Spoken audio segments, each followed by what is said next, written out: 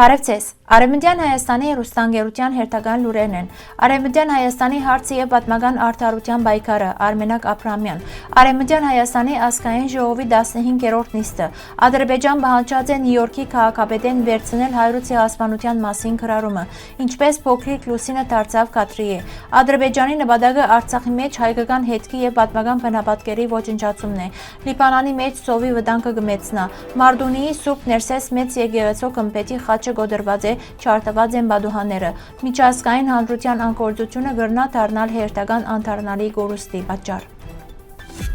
Արմենակ Աբրահամյանի այս ծավալուն և խորքային ելույթը նվիրված էր հայոց ցեղասպանության էության, անոր ժխտման մեխանիզմներուն և հայ ժողովրդի իրավունքներու վերականգնման հարցերուն։ Ան իր խոսքը սկսավ ընդգծելով, թե իր համար մեծ պատիվ է վերստին հանդես գալ հայրենագիտներուն առջև և միասին շարունակել այն պայքարը, որ կվերապերի ոչ միայն անցյալին, այլև ներկային ու ապագային։ Արմենակ Աբրահամյանի համաձայն հայոց ցեղասպանությունը պետք է ընկալել որպես հստակ պատմական փաստ և ամբողջական գործընթաց, որ ունի թե պատճառներ և թե շարունակվող հետևանքներ։ Ան ընդգծեց, թե այսօր տարբեր շրջանակներ կփորձեն զանազան ձևերով ներկայացնել այդ իրականությունը, հաճախ թիմելով ժխտումի, կիսաճշմարտություններու կամ քաղաքական շահարկումներու։ Արմենակ Աբրահամյանը հատուկ ընդգծեց, թե ցեղասպանությունը սկսած է դեռևս 1894-1896 թվականներու Համիդյան գոտորածներով, շարունակված 1909 թվականի Ադանայի դեպքերով և համակարգված կերպով իրականացված մինչև 1923 թվականը։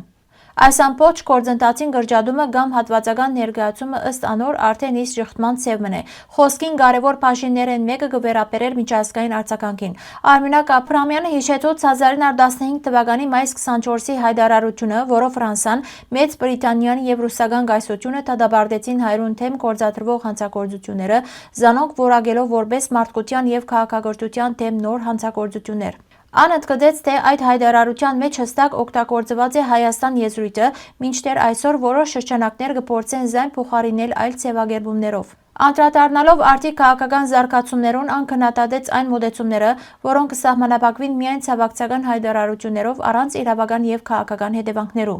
Անոր համաձայն նման հայտարարությունները հաճախ կդառնան ժխտման նուրբ ձև, քանի որ կխուսափին պատասխանատվութենեն և հատուցման հարցեն։ Ելույթին մեջ առանձնահատուկ տեղ գրավեց նաև Արցախի նյութը։ Արմենակ Աբրահամյանը նշեց, թե 2020-2023 թվականներու իրադարձությունները չեն կրնար դիտվել առանցին, զանոնք ներկայացնելով որպես նույն քաղաքականության շարունակություն։ Անոր համաձայն, եթե պատմական արդարությունը չի վերականգնվիր, ապա նույն մեխանիզմները կրնան կրտվել նոր ձևերով։ Արմենակ Աբրահամյանը նաև ընդգծեց Արևմտյան Հայաստանի հայության դերը ժամանակակից Հայաստանի կառուցման մեջ։ Ան հիշեցուց, թե հազարավոր որբեր և քաղաքականներ տեղափոխված են Արևելյան Հայաստան, հատկապես 1921-1948 թվականներուն և իրենց մեծ ներդրումը ունեցած են պետության ձևավորման և զարգացման մեջ։ Հարգելի հայրենագիտներ, նույն ամբողջությամբ կարելի է կարդալ մեր պաշտոնական կայքեն։ 2026 թվականի ապրիլ 29-ին տեղի ունեցավ Արևմտյան Հայաստանի ազգային ժողովի 15-րդ նիստը, ուր ելույթ ունեցավ նախագահ Արմենակ Աբրահամյանը։ Ան շնորհակալություն հայտնեց ազգային ժողովի իրավաբանական հանձնաժողովին Վանա լիճի շուրջ բնապահպանական խնդիրներուն վերաբերյալ համապարփակ զեկույցին համար։ Նիստի ընթացքին ելույթ ունեցավ նաև ազգային խորհրդի նախագահ Տիկին Լիդիա Մարգոսյան, ով անդրադարձավ ապրիլյան հիշադակի ձեռնարկներուն, կարևորելով անոնց կազմակերպչական բարձր մակարդակը թե Հայաստանի մեջ և թե արտերկրի մեջ։ Մասնավորապես նշվեցավ Ֆրանսիայի Լիոն քաղաքին մեջ կազմակերպվող ձեռնարկներու նշանակությունը, որոնք 2016 թվականին ի վեր կկազմակերպվին Արևմտյան Հայաստանի ազգային խորհրդին կողմէ։ Ան նաև ընդգծեց Լիոնի քաղաքապետարանին բարձր գնահատականը, որպես Արևմտյան Հայաստան գաղափարի միջազգային ճանաչման վկայություն։ Ապրիլ ամսվան ընթացքին Արևելյան Հայաստանի մեջ կազմակերպված ձեռնարկները ներկայացուց անոնց կազմակերպիչ, ազգային ժողովի նախագահ Նելի Հարությունյանը, ամփոփելով կատարված աշխատանքները և ընդգծելով անոնց շարունակականությունը և երկարաժամկետ նպատակները։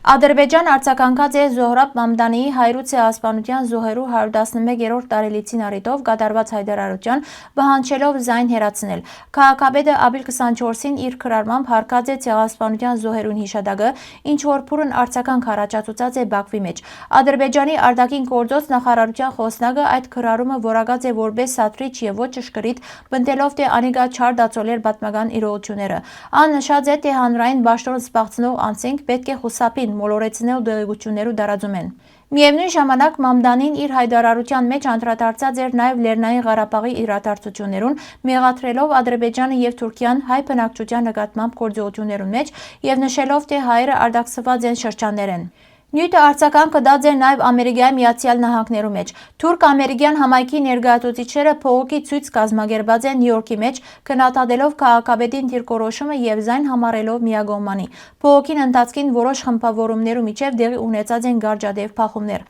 Այս զարգացումները անգամը եւս ցույց կտան, թե հայրու ցեղասպանության ճանաչման եւ անոր շուրջ միջազգային քաղաքական արձագանքները կշարունակեն մնալ լարված եւ հակասական, հատկապես տարածաշրջանային հագամարտություններուն համաձայնին մեջ։ Արևմտյան Հայաստանի նախագահ Արմինակ Աբրահամյանը շնորհակալություն հայտնեց Նյու Յորքի քաղաքապետին արտարադատության նկատմամբ իր վճռականության եւ նվիրվածության համար։ 1915 թվականի ողբերգական դեպքերուն ընթացքին հազարավոր հայ ընտանիքներ բռնի գերբով դեղահանվեցան, բռնելով անորոշ եւ մահաբեր ճամփաներ։ Այդ աղետը շատ վերապրողներու հիշողության մեջ մնաց որպես աքսոր արտաքսում սեփական հայրենիքեն։ Զարուհի Ավետիսյանի պատմությունը այդ ճակատագրին դաժան վկայություններն մեկն է։ Ամուսնույն ռազմական բժիշկ Փարունակ Ավետիսյանի անհետացում են յետ, ան իր զավակներուն եւ հարազատներուն հետ ստիպված բռնեց Եփրատի երկայնքով ընթացող ճամփան։ Ճամփուն վրա խումբը աստիճանաբար քայքայվեցավ։ Հիվանդներն ու դգարները գինային եւ այլևս չէին բարձանար, իսկ ցավն ու հուսահատությունը գտարնային առօրյա։ Զարուհի ընտանիքին համար ամենամեծ հարվածերեն մեկը եղավ, երբ ստիպված բաժնվեցան փոքրիկ Լուսինեյեն։ Էգինի մեջ, ուր անոնք ժամանակավոր աբաստան կդած էին, բարեհամբույր ընտանիքը առաջարկեց վերցնել երեխան, համոզելով, թե ան չի դիմանար ճամփուն դժվարություններուն։ Մոր համար այդ անասանելի ցավոտ որոշումն էր, սակայն ընտրություն գրեթե չկար։ Այդ բահեն սկսյալ Լուսինը ստացավ նոր անուն Կատրիե եւ սկսավ ապրիլ այլ ընտանիքի մեջ կդրված իր անցյալին եւ ինքնութենեն։ Դարիներ անց Զարուհին փորձեց գտնել իր գործված դուստրը, սակայն որոնումները մնացին ավարտուն։ Այս պատմությունը ոչ միայն մեկ ընտանիքի ողբերգությունն է, այլ նաև խորհրդանիշ հազարավոր կոտորված ճակատագիրներու։ Աքսորը վերաբրողներու հիշողության մեջ մնաց որպես ոչ միայն ֆիզիկական դեղահանում, այլ նաև ինքնության, ընտանիքի եւ մանկության գորուստ։ Արավոտի հարցումներում պատասխանած է հայ արաքելական եկեղեցու Արցախի թեմի թեմական խորհրդի ադենաբեդ, Արցախի մշակույթի, երիտասարդության հարցերու եւ զբոսաշրջության նախկին նախարար Լեռնիկ Հովհաննիսյանը։ Ան բարձրացնած է Արցախի մշակութային ժառանգության բաբանման ծանր իրավիճակը, ընդգծելով, թե 2023 թվականին յետ այդ հարցը դուրս մնացած է Հայաստանի պետական օրակարգեն։ Անոր համաձայն Ադրբեջանի քաղաքականությունը գմիդի ամբողջությամբ վերացնել հայկական ներկայության հետքերը Արցախի մեջ։ Արդեն ոչնչացված են վարչական շենքեր, հուշարձաններ, Ստեփանագերդի պատմական թաղամասերու մասեր, ինչպես նաև Գանաթ Ժամ եւ Սուրբ Սարգիս եկեղեցիները։ Հովհաննիսյանը կնշե, թե կվտանգվին նաև խաչքարերը, հուշահամալիրները եւ միջատարյան գոտողները, իսկ երբեմն ոչնչացվին նաև ոչ քրիստոնեական հուշարձաններ, եթե անոնք չեն համապատասխաներ քաղաքական նպատակներուն։ Առանցին կշեշտվի ամբողջական բնակավայրերու վերացումը Շուշիի եւ Հադրութի շարք գյուղերու բարակային։ Անոր գարծիկով միջազգային կառույցերու անբավարար արձագանքը լուրջ խնդիր է եւ առանց պետական հստակ քաղաքականության իրավիճակին բարելավումը դժվար է։ Ընդհանուր առմամբ այս զարգացումները կվկայեն, թե Արցախի մշակութային ժառանգության բահբանումը կմնա լուրջ եւ շարունակական մարտահրավեր։ ՄԱԳ-ի աջակցությամբ հրապարակված նոր զեկույցի համաձայն Լիբանանի մեջ ավելի քան 1 միլիոն մարդ կրնա փախիլ սուր սննդային անապահովության վերջին ռազմական փախումներուն հետևանքով։ Դվյալները ներկայացված են Բարենի եւ Գյուղատնտեսության գազམ་ագերբության համաշխարհային բարենային ծրագրին եւ Լիբանանի գյուղատնտեսության նախարարության համատեղ հայտարարությամբ։ Զեկույցը կնշե, թե 2026 թվականի ապրիլին մինչև օգոստոս ժամանակահատվածին բնակչության գրեթե քառորդը պիտի գտնվի ճգնաժամային կամ ավելի ծանր սննդային անապահովության մեջ։ Վերլուծությունը կատարված է սննդային անվտանգության փուլային դասակարգման համակարգով, իսկ վատարացման հիմնական պատճառներն են շարունակվող հակամարտությունը, զանգվածային դեղահանումը եւ տնտեսական ճնշումները։ Հիշեցնենք, որ ապրիլ 17-ի հրատատարը դադրեցուց Իսրայելի եւ Հեզբոլլահի շուրջ 6 շաբաթ տևած փախումները, որոնց ընթացքին զոհված է ավելի քան 2500 մարդ, իսկ 1 միլիոնի ավելի բնակիչներ դեղահանված են։ Հակառակ հրատատարին հարավային Լիբանանի մեջ լարվածությունը կշարունակվի եւ մասնակիցները կզգուշացնեն, թե առանց շարունակական մարտահրավերական աջակցության սննդային ճգնաժամը կգնա ավելի խորանալ։ Հովիկ Ավանեսովը ահազան կհնչեցնե ժամանակավորապես բռնակրաված տարածքներուն մեջ հայկական մշակութային արժեքներու շարունակական ոչնչացման մասին։ Անոր փոխանցմամբ Մարդունիի Մոնտեապերտ քաղաքին մեջ գտնվող 2004 թվականին կառուցված Սուրբ Ներսես մեծ եկեղեցին դարձած է Ադրբեջանի քաղաքականության հերթական թիրախը։ 2020 թվականի պատերազմի ընթացքին եկեղեցին վնասված է ռմբակոծություններեն, իսկ հետագային արձանագրված է նոր վնասներ։ 2026 թվականի ապրիլին հրապարակված տեսանյութը ցույց տված նաև Քմփեթի խաչին գոդորումը։ Ավանեսովը կնշե, թե նման գործողությունները պատահական չեն եւ կվկայեն մշակութային ժառանգության նպատակային խոցման մասին։ Ան նաև կշեշտե, որ միջազգային մրցանակներու շնորհումը չի համապատասխաներ դեղույն վրա շարունակվող վանդալիզմի փաստերուն։